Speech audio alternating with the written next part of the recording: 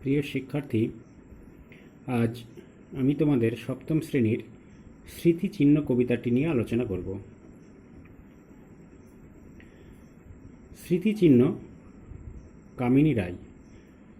তো আমি মূল কবিতার আলোচনার পূর্বেই, মূল কবিতা নিয়ে আলোচনার আগেই আমি তোমাদের সামনে কতকগুলি বিষয় নিয়ে আলোচনা করব। তোমরা এখানে দেখতে পাচ্ছ যে একটি ছক রয়েছে: কবি পরিচিতি, উৎস, পাঠ প্রসঙ্গ, বিষয় সংক্ষেপ, নামকরণ। এই বিষয়গুলি নিয়ে আলোচনা করলে কবিতাটি জানতে বুঝতে তোমাদের সুবিধা হবে। তো প্রথমে চলে আসি কবি পরিচিতি। কামিনী রায় জন্মগ্রহণ করেছিলেন 1864 খ্রিস্টাব্দে, মৃত্যুবরণ করেছিলেন 1933 খ্রিস্টাব্দে। বাংলা সাহিত্যের বিখ্যাত মহিলা কবি ছিলেন কামিনী রায়। বরিশাল জেলার বাসন্ডা গ্রামে তিনি জন্মগ্রহণ করেছিলেন। তার পিতার নাম চণ্ডীচরণ সেন। তিনি বাল্যকাল থেকেই কবিতা রচনার তিনি সিদ্ধহস্ত ছিলেন। তার প্রথম কাব্যগ্রন্থ আলো ও ছায়া মাত্র 15 বছর বয়সে প্রকাশিত হয়। তার উল্লেখযোগ্য বিভিন্ন ধরনের কাব্যগ্রন্থ রয়েছে, যেমন পৌরাণিকী, দীপ ও ধূপ, জীবন পথে, মাল্য ও নির্মাল্য, অশোক সঙ্গীত প্রভৃতি। কলকাতা বিশ্ববিদ্যালয় থেকে তিনি জগত্তারিণী স্বর্ণপদক লাভ করেন। তার কাব্যকবিতার কিছু বিশেষ দিক ছিল বলা যায়, যেমন তিনি আমাদের এই বাস্তব জীবনের বিভিন্ন ছবিকে তিনি তার কাব্যকবিতায় অতি সুন্দরভাবে তুলে ধরেছেন। এরপরে চলে আসি উৎস, অর্থাৎ এই কবিতাটি কোথায় থেকে নেওয়া হয়েছে সেটা আমাদের বিশেষভাবে জেনে নেওয়া প্রয়োজন আছে। কামিনী রায়ের স্মৃতিচিহ্ন কবিতাটি তার নির্মাল্য কাব্যগ্রন্থ থেকে নেওয়া হয়েছে। তাহলে কোথায় থেকে নেওয়া হয়েছে? নির্মাল্য কাব্যগ্রন্থ থেকে নেওয়া হয়েছে। এরপরে চলে আসি পাঠ প্রসঙ্গ, অর্থাৎ এই কবিতাটি আমরা কেন পড়ব, বা এই কবিতাটি প্রেক্ষাপট কী। আসলে প্রতিটি কবিতারই সুনির্দিষ্ট প্রেক্ষাপটের ছায়াপাতে থাকে। এই স্মৃতিচিহ্ন কবিতাটিও তার ব্যতিক্রম নয়। আসলে এই কবিতার প্রেক্ষাপট হিসেবে বলা যায়, বা পূর্ব প্রসঙ্গ হিসেবে বলা যায় যে কবি একটি সুন্দর চিত্রকে স্মৃতি চিহ্ন হিসাবে তিনি আমাদের সামনে তুলে ধরতে চেয়েছেন। আমাদের এই বিশ্ব সংসারে, বিশ্বজগতে তথা পৃথিবীতে সকলেই নাম, যশ, খ্যাতি, প্রভাব, প্রতিপত্তি অক্ষয় করতে চায়, কিন্তু একদল ক্ষমতাদর্পী সাম্রাজ্যলোভী মানুষ মনে করেন যে তাদের তৈরি ইট, কাঠ, পাথরের তৈরি বিশাল অট্টালিকাতে তাদের নাম চিরস্মরণীয় হয়ে থাকবে। কিন্তু সেই অহংকারী ক্ষমতাদর্পী মানুষের কীর্তি চিরকাল অক্ষয় হয়ে থাকে না। সময়ের সঙ্গে সঙ্গে তারা কালগর্ভে বিলীন হয়ে যায়। কিন্তু যারা মানুষের জন্য নিঃস্বার্থভাবে কাজ করে যায় ইতিহাসে, তারাই স্থায়ী আসন লাভ করে।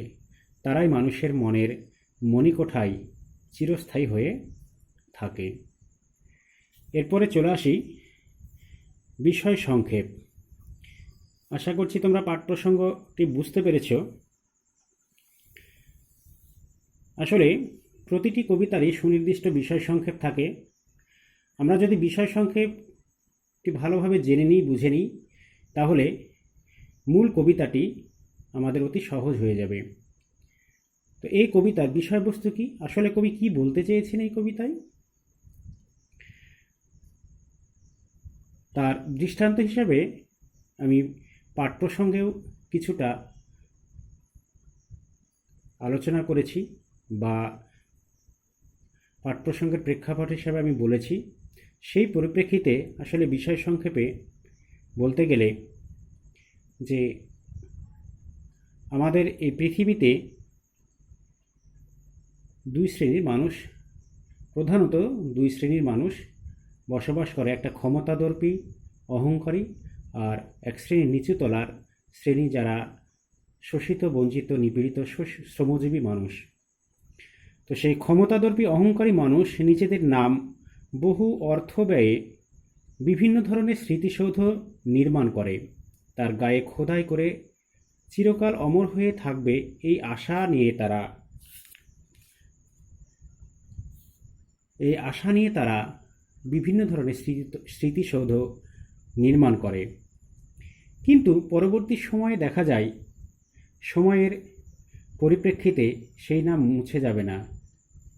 এটা কখনোই তাদের বিশ্বাস যে তাদের নাম কখনোই মুছে যাবে না, তারা চিরস্থায়ী আসন লাভ করবে।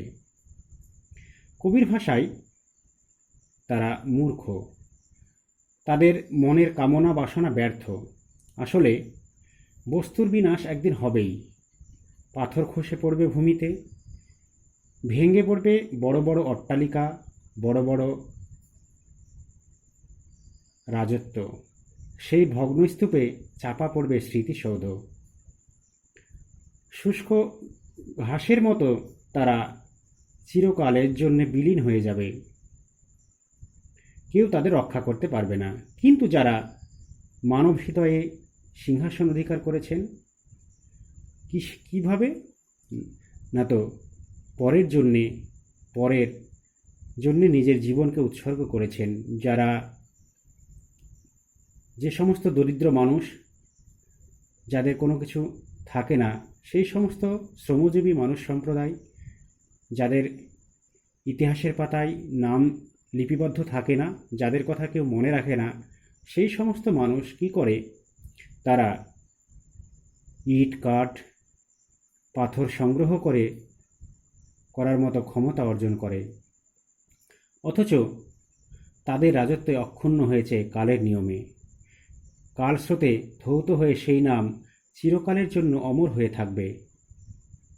এই প্রসঙ্গে আমরা বলতে পারি যে আমরা যদি বাস্তব সংসারেও দেখতে পাই, বাস্তবের মাটিতে দৃষ্টিপাত করলে আমরা দেখতে পাব যে যুগে যুগে, কালে কালে, সময়ের সঙ্গে সঙ্গে তাল মিলিয়ে দেখা যায় যে যারা মহান মহান মনীষী, দার্শনিক ব্যক্তিবর্গ, তারা নিজেদের কাজকর্মের মধ্য দিয়ে কি করে, তারা মানুষের মনের মণিকোঠায় চিরস্থায়ী আসন লাভ করে। অথচ কিছু সম্প্রদায় আছে যারা আত্মকেন্দ্রিক, যারা নিজের স্বার্থ, নিজের সর্বস্ব সুখ ভোগ করতেই ব্যস্ত, তারা ইতিহাসের পাতা থেকে চিরকালের জন্য হারিয়ে গেছে, তাদের কথা কেউ মনে রাখেনি।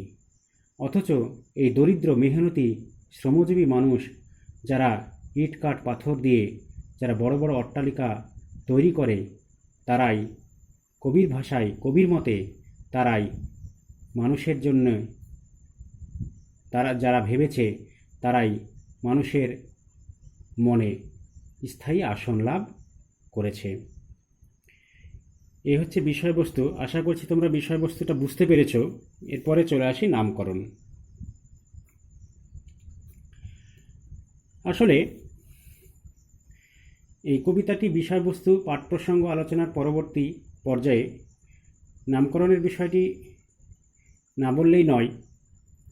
আসলে গল্প, কবিতা, নাটক সব কিছুর ক্ষেত্রেই নামকরণের একটি বিশেষ ভূমিকা রয়েছে। নামকরণ থেকেই পাঠক বিষয় সম্পর্কে ধারণা লাভ করে।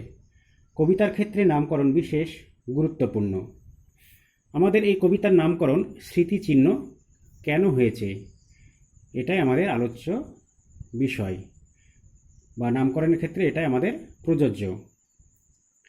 আসলে স্মৃতিচিহ্ন এই কথাটিকে যদি আমরা বিশ্লেষণ করি দেখতে পাব যে স্মৃতি শব্দের আক্ষরিক অর্থ স্মরণ, আর চিহ্ন শব্দের আক্ষরিক অর্থ রেখা বা দাগ। এই দুইয়ের সংযোগে স্মৃতিচিহ্ন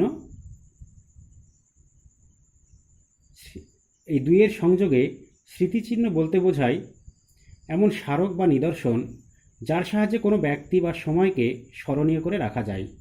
আসলে কামিনী রায় তার স্মৃতিচিহ্ন কবিতায় কবি কোনো ইট, পাথর, কংক্রিটের তৈরি স্মৃতিচিহ্নের কথা বলেননি, বরং তার এই স্মৃতিচিহ্ন কথাটি একটু ব্যঞ্জনাময় হয়ে উঠেছে।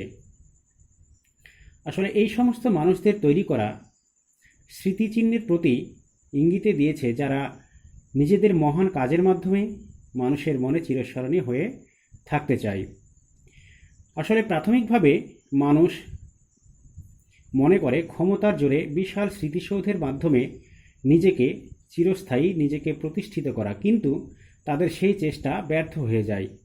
পরবর্তী সময় দেখা যায় যে অগণিত অসংখ্য সাধারণ মানুষ দিনরাত্রি মানুষের নিত্য প্রয়োজনে জেগে থাকে, মানুষের জন্য কাজ করে যায়। সেই সমস্ত দরিদ্র মানুষেরা স্থান পায় মানুষের মানব হৃদয় ভূমিতে। তাদের প্রকৃত স্মৃতিচিহ্ন মানুষের মনে চিরকাল রয়ে যায়। তাই সামগ্রিক দিক থেকে, বিষয়বস্তু, পাঠ প্রসঙ্গ, সমস্ত দিক থেকে বলা যায় যে এই স্মৃতিচিহ্ন কবিতার মূল বিষয় হচ্ছে যে সেই শ্রমজীবী মানুষরা কিভাবে, মানে কবির মতে শ্রমজীবী মানুষরা কিভাবে মানুষের মনের মানব মন্দিরে স্মৃতিচিহ্ন হিসাবে চিরকাল অমরত্বের আসনে থেকে যায়, সেই বিষয়টি এখানে কবি তুলে ধরেছেন। তাই সামগ্রিক দিক থেকে বলা যায় এই কবিতার নামকরণ স্মৃতিচিহ্ন সার্থক ও সুপ্রযুক্ত হয়েছে, সে বিষয়ে কোনো সন্দেহ নেই। আশা করছি এই কবিতাটি তোমরা বুঝতে পেরেছ। তাহলে আমি আজ তোমাদের কোন কোন বিষয় নিয়ে আলোচনা করলাম? স্মৃতিচিহ্ন কবিতার কবি পরিচিতি, উৎস, পাঠ প্রসঙ্গ, বিষয় সংক্ষেপ, নামকরণ। আশা করছি তোমরা বুঝতে পেরেছ। আজ এই পর্যন্তই। পরবর্তী ক্লাসে আমি আবার তোমাদের মূল কবিতার পাঠে প্রবেশ করব।